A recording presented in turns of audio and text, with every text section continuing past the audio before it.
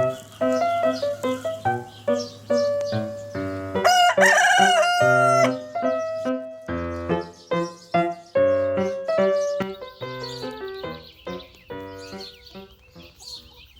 video is about fences to keep chickens where you want them to be. It's not about fences to keep your chickens safe from predators. Those kind of fences need to be designed specifically for the kinds of predator threats that your chickens face, and that's different for everyone.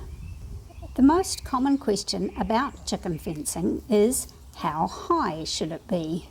But actually there are a lot of other things about fences that are even more important. For example, this fence is really tall, but it's no use at all to keep the chickens in. The gaps are too big. A chicken will squeeze through there in no time. If you're just working with chickens, then you want something with smaller gaps, like this chicken wire. Naturally enough, that works perfectly fine.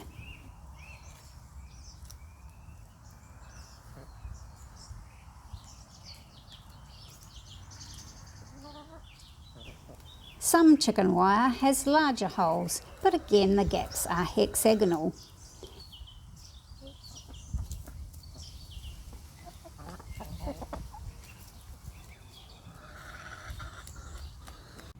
This is some more robust netting with diamond-shaped holes.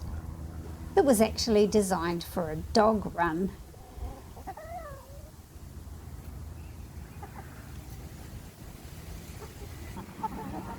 This piece here has even bigger holes, but again it's perfectly fine to keep a full-grown chicken on the side that you want it to be.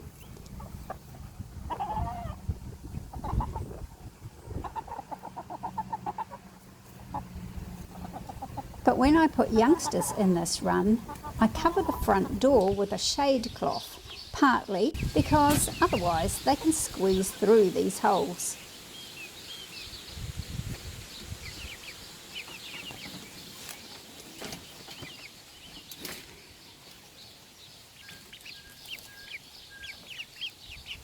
Fences for chickens don't have to be made of wire netting. I use this soft nylon bird netting mainly to keep the wild birds out of my strawberries, but it keeps the chooks out equally well. I also use shade cloth occasionally as a soft kind of fence gate, and because the chickens can't see through it, it works as a visual barrier which they respect quite happily. Of course you can have a very low fence if you put a roof over the top. I like to roof over the enclosure for young chickens when I first put them outside, because youngsters are much more flighty than older adult hens.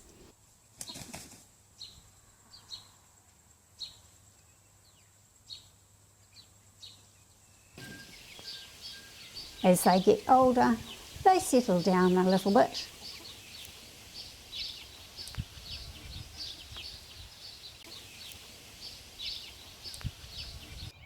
And by the time they're ready to lay eggs, they're much happier to stay around at ground level.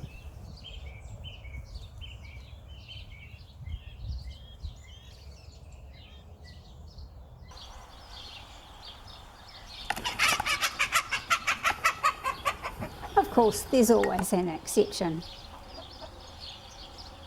Chickens seldom go up and over a fence. It's more common for them to go through or under it. Chickens are naturally ground dwellers, not high flyers, and if there's a chicken-sized gap under your fence at ground level, that will be the way they get out.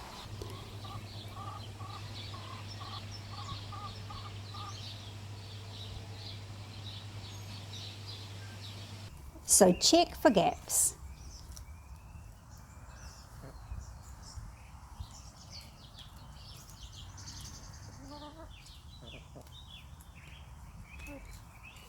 And pin them down securely all the way around with no loose spots at ground level.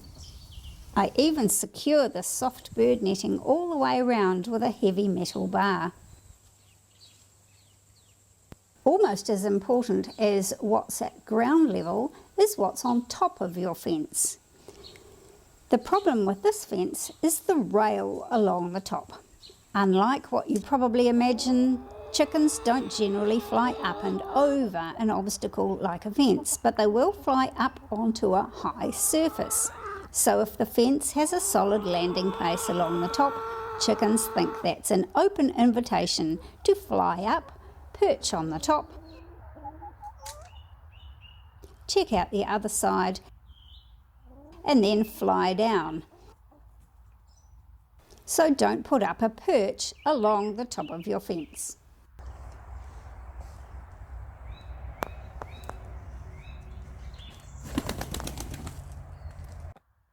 And chickens can walk along a much narrower rail than you might think. Look at how acrobatically they manage on this upright, narrow plank, even though it's less than a half an inch wide, about a centimetre.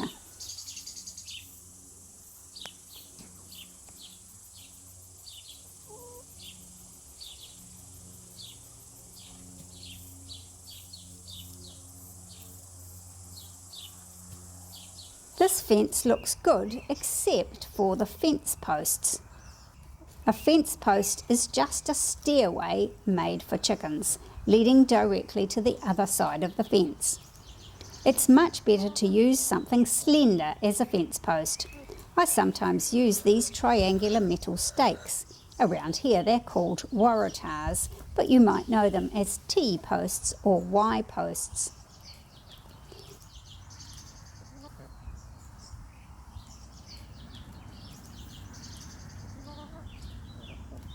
Sometimes I just need a temporary fence, and then I find these very useful. They're designed as stakes to hold electric fence tapes. They're not very tall, but they are very easy to put in and attach the netting to, and easy to take out and move around, and impossible for a chicken to perch on. Of course, it's not only fence posts that chickens will use as a step. Chickens love to get up high, and they will fly up and perch on anything that looks to them like a chicken-sized platform. So look around at what's near the fence, as well as the fence itself. If the chickens have everything they need to keep them happy inside the fence, it doesn't take much to keep them there. This fence breaks a lot of the rules. It has fence posts that are quite wide, and the gate has a rail along the top that looks just like a perch. And right behind it, there's my vegetable garden. But the chickens are happy enough to find plenty of other things to keep them occupied.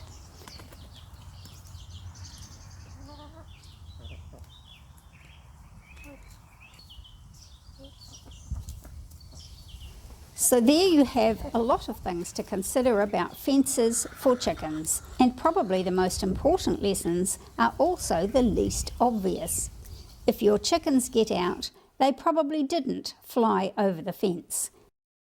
They might have flown up onto something nearby, or onto the fence post or on top of the fence itself, checked out the other side and then flown down. Even more likely is that they found a way through or under the fence. So you better go looking for that chicken-sized gap.